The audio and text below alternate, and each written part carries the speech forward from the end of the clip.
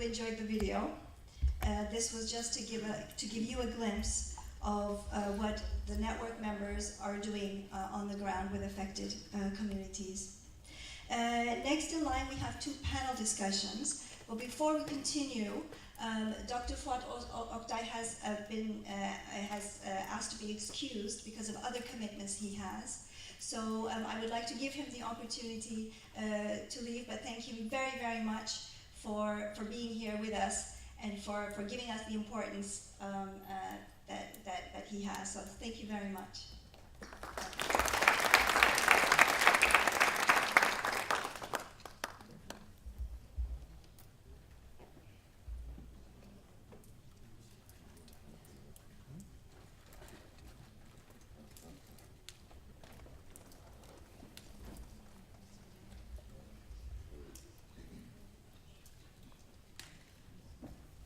So for our first panel discussion, I would like to invite Skolastika Nasimyama to introduce our first panel. She's here. So Skolastika is the executive director of InterAid Uganda, which is an NGO that works with refugees with a focus on protection for children, women, and other persons with specific needs. Skolastika is also a member of the Leadership Council of the network. So Skolastika, the floor is yours. Thank you. Maybe you can invite our panelists as you wish, either here or there, as you wish. Members of the panelists.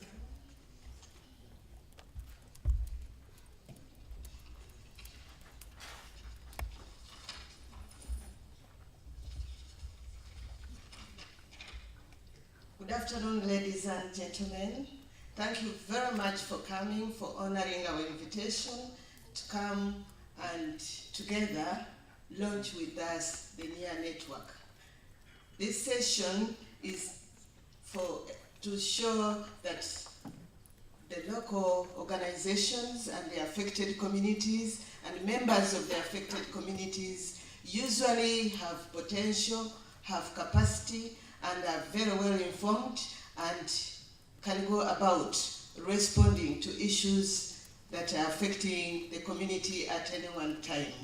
And with me, I have members of the NIA network from different continents, and they are here to tell us about how they, as members of affected communities, responded to disasters in their own communities. The first is Rana Safa Saya. She's from Syria, now under temporary protection and working for support to life in Turkey as a food security project manager. Previously in Syria, Rana was a lecturer at University of Aleppo, and she's qualified with a master's in English literature and also an assistant civil engineer qualified from a college in Syria.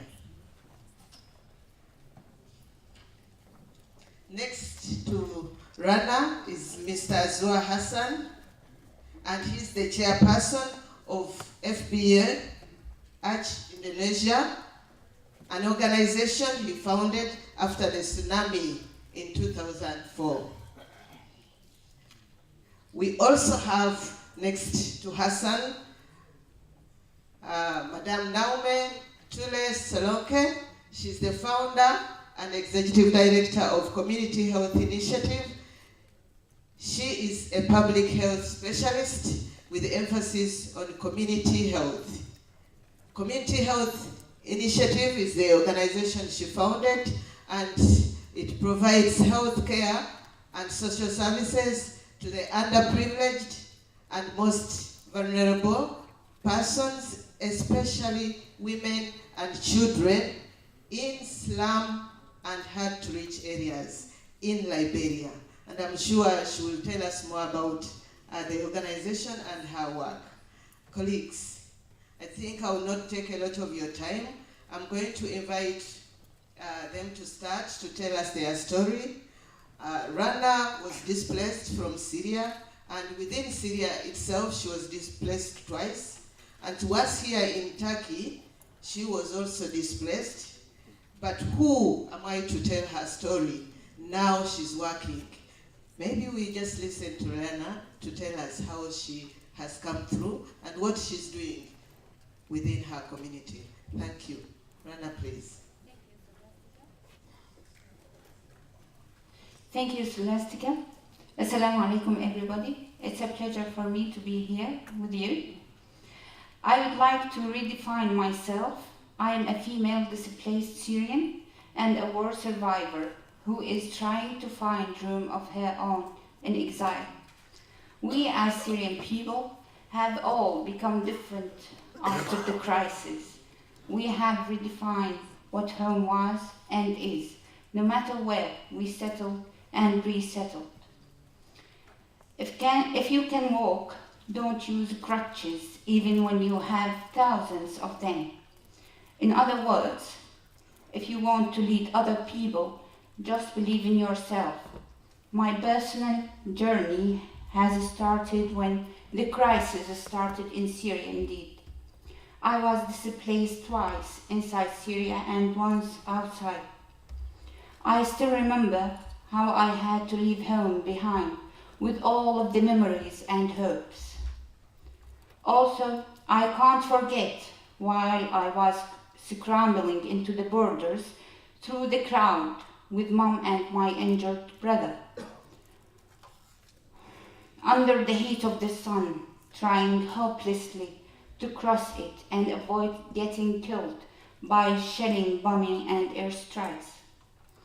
It was the same moment when I recognized this will leave a scar on my soul, but at the same time, it taught me how strong and resilient you may become overnight. It was like death and coming back to life again as a different person whose journey enhances him with more powers to face the entire world with a brave heart and ability to heal the wounds of displacement and suffering. I'm not alone or one of the kind. There are many of us out there waiting for the chances to be given to them to start once more. During my stay in Turkey, I suffered from rejection and alienation at first. It was so hard for me to communicate with the hosting community, which created a huge gap between us. Then I started to learn the language. Thus, I had a better opportunity to express myself and defend my cause, tolerate the other. Then I got the message. Just get involved in things that you love and have some sort of integrity and truth in what you are doing. Start to think like someone to be remembered as he or she did the best they could with their talent. That is how I started aid work. Throughout my journey, I met people who inspired me and encouraged me. I found aid work a means of providing access to the most vulnerable people and ensuring the resources that are raised will go to the affected community. For me, I wish that we can do more constitutional things to support those who are unable somehow to survive on their own and enable them later on to stand up on their feet again, both dignified and independent. I believe I can serve more and I can help more people. We are here to help each other. We are here to use our lives in service to one another. There are no criteria limits in terms of career paths. As a Syrian female refugee, it was a great challenge for me to take action, dare my cultural and traditional codes, take the initiatives, and stand up for a better life of mine. I was able to reach my goals by the support of Support Life and my degree that I scored back in Syria. And I came with a result. Anyone who works hard will have the chance to stand for their rights everywhere.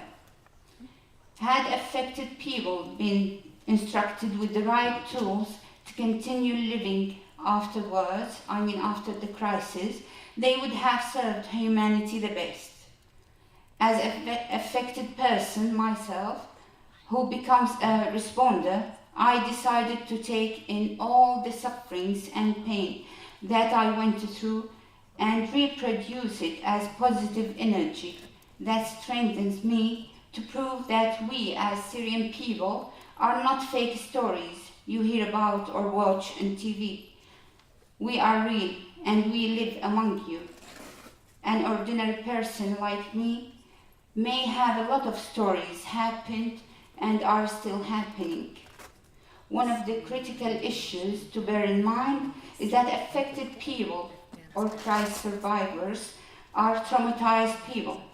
In case to readjust to their new lives once more after the crisis, they need a leap of faith and hope for a better tomorrow. They are talented people who need support to invest their suffering into creative and innovative ideas and work. And thank you so much.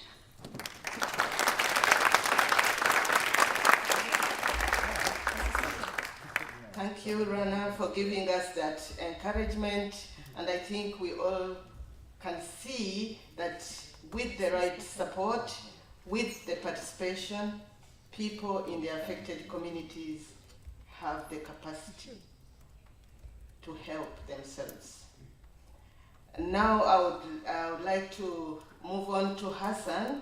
Mr. Zua was working in Jakarta, the capital of Indonesia, when the tsunami happened in 2004. He took a decision and returned home to support his surviving family and the Aceh community at large. Mr. Azwa lost more than 10 members of his family, including all they had, but took a decision to move on and started from a tent to lead his community to support themselves using the resources they had at hand at the time. I think we all know tsunami is one of the most deadly disasters recorded in history. In Aceh, in 2004, the tsunami claimed more than 200,000 lives. At the time, Aceh had more than 300 international NGOs with more than 2,000 foreigners and over 6 billion fund donations. However, what is the situation now, 10 years after the tsunami? Hassan, can you please tell us? Assalamualaikum. Thank you, Solastitika. Thank you everyone for coming here today. I think it could be one of history in humanitarian work one day. So I have 5 minutes to share, and is a question come from what is now in Aceh after more than 10 years.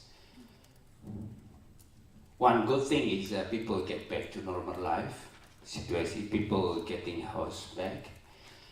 But one thing for sure that I can share is that if tsunami happen again tomorrow, I don't think community is ready. I don't think this community is ready how to respond, how to save more life.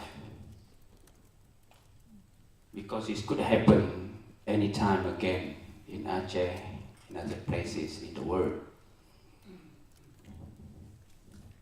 So if that is the situation, after many resources deployed to Aceh from around the world, and also from within Indonesia, from the neighbors, still community is not ready, still really not well equipped or with basic equipment how to respond disaster.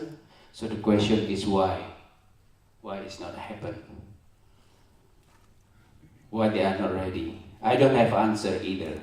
I think this is why we are all come here with good attention from every organization, from our own capacity to find the answer. I've been asking to share is that what can be improved, how we can then help a community if the tsunami happen again and they can be more prepared. I would share a couple of points, maybe then can be a basis of discussion later on that we can, discuss with. One is that I remember first day, 25th, second day after tsunami, that the only reason come back to Aceh, of course, to save my family. And I think as disaster in everywhere, it was no electricity. You cannot contact anybody else. So then, anytime we're discussing about affected community, I know what is felt. What is happened is that nobody else can help yourself. Nobody else can help ourselves except ourselves.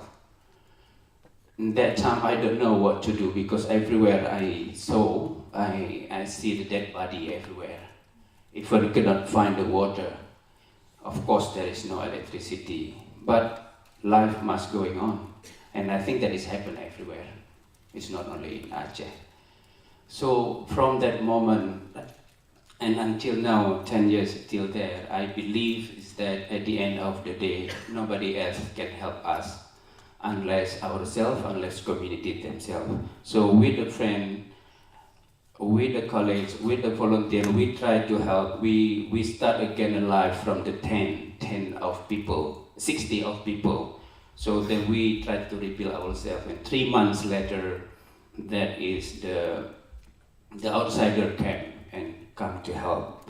And now after 10 years, you find again the same thing. You look around,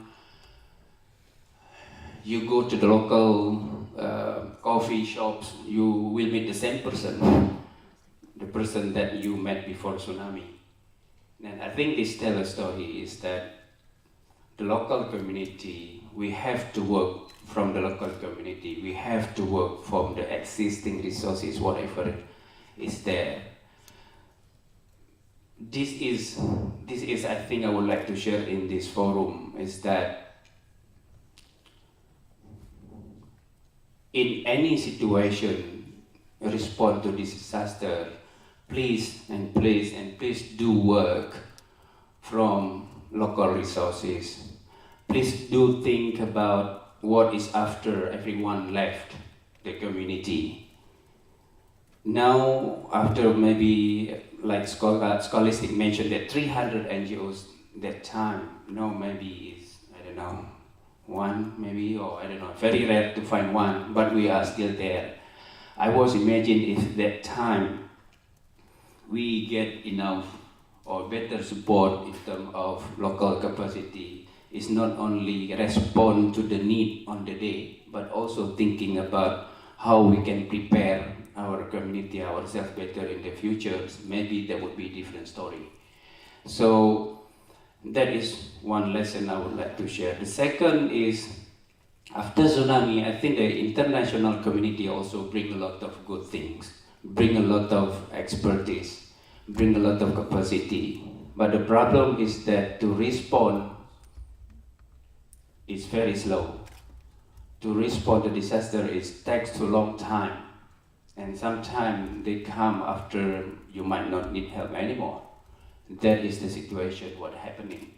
But the other side, the local NGOs, the local actors might understand the situation, the local situation well, can comprehend the local situation very good, but I don't think also we can handle such a complexity and big money at the same time.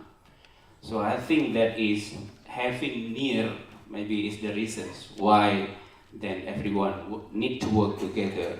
How is this different actor need to build together? And this is very personal observation I would like to share. It's very sad to see if the disaster become source of funding for the organization. If organization just moving from one disaster to the other disaster and then become aid industry, is not, well, the intention maybe everyone want to help, but in reality in management we are more focusing on donors. I share you one example.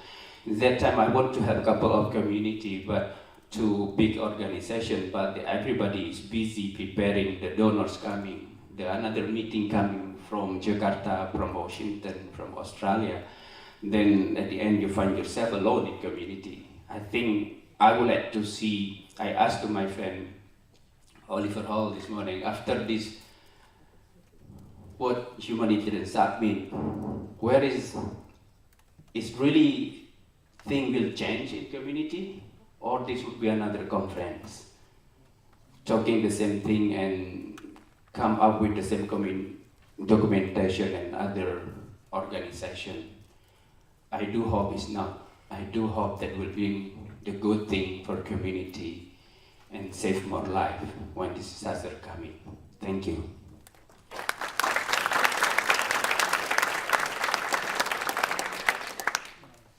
Thank you, Hassan.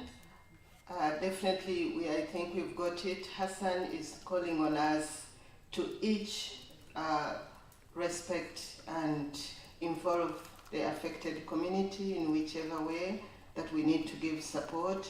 They should be the center of our attention, whatever we want to do, and we should always involve them when we are responding to any disaster, so that they are able to guide us on the critical points within their community and where the need is, and probably even point us to the capacities that they have within the community that we can tap on to be able to give them the best. But most importantly, Hassan is talking about sustainability.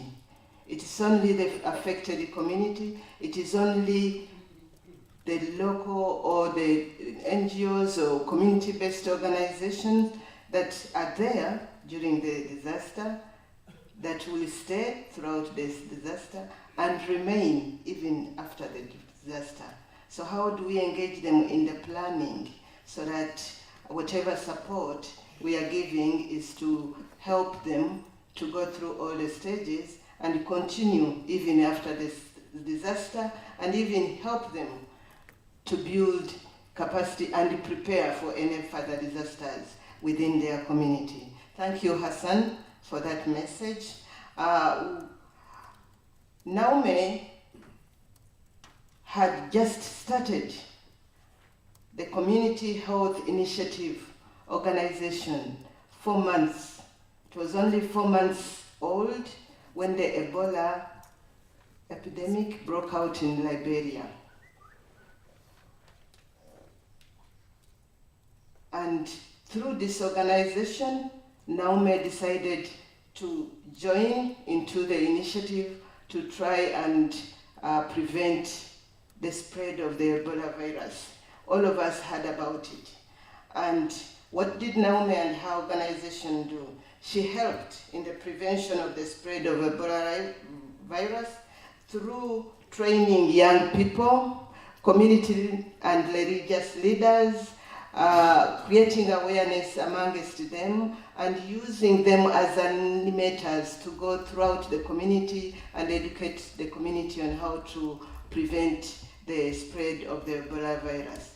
But anyway, why should I labor to say things that when I was not there? Naume herself is here, and I think she's in better position to tell us a little bit more about how she and her organization, Community Health Initiative, were in the center of all this, the prevention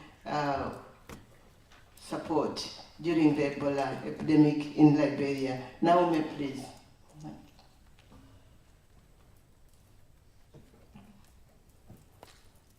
I come from a semi-slum community where basic access to health care and social services is not a basic right to many residents in my community to be perceived Liberia.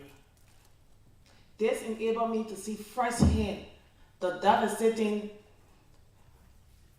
of the Ebola virus that took so many lives. I watched as community people struggle not to shake hands, get the long hug as our customary welcome in our country. That being said, I could have sat down and watched and see so many people that I could have been in my house locked up, watching the ambulance pass around. I could have sat down and watched people taken to the crematorium, being burned, which was so hard to accept. I have always nurtured an attitude to be part of a community that respond or contribute positively, innovatively to the community, or the country, or the world at large. So, my team and myself watched, it was this particular incident that we saw on TV, the doomsday picture of the journalist presented Liberia that we were all headed for a place of death. Nothing was encouraging, nothing was good as it relates to Liberia. So, being a public health specialist, married with children, the infectious rate of Ebola virus was killing a lot of health practitioners, social workers. It was so hard to accept, it was so hard to go out there and work. We were one of the first group. I started in my community where I gathered young people, community leaders, religious leaders. I trained them as animators to go into the community and create more awareness on the EBD virus. When we started, it was a lot of challenges for us. The relative availability of funding and the perceived insensitivity of me being a woman made it so difficult for me. But that didn't stop me. I knew that with the community access approach, we were going to make an impact. We were going to help in stopping the spread of the Ebola virus and saving lives. We were successful in our awareness and sensitization, being that the people at the community trusted us. We understood the culture, we understood the tradition in every community we entered. We moved into community, trained people within the same community, and they went back into those community and created more awareness and sensitization on EVD. Notwithstanding, we knew that there was still a need to help. During the Ebola virus, all schools in Liberia were closed, and the government has announced after international groups came in to assist that schools were going to be resuming. There was fear in the mind of a lot of residents of the children going back to school. Looking at how infectious the Ebola disease were, having Guinea and Sierra Leone still presenting cases. International group had to schools entrance a hand bucket with one faucet. Every day as I passed my team to go and create more awareness in community, we watched the long queue of students washing their hands. We took over 3 to 4 hours before they get back into classes. We said there was a need for us to help. We developed an innovative washing hand stands with 8 different faucets that enable 8 students to wash their hands per time.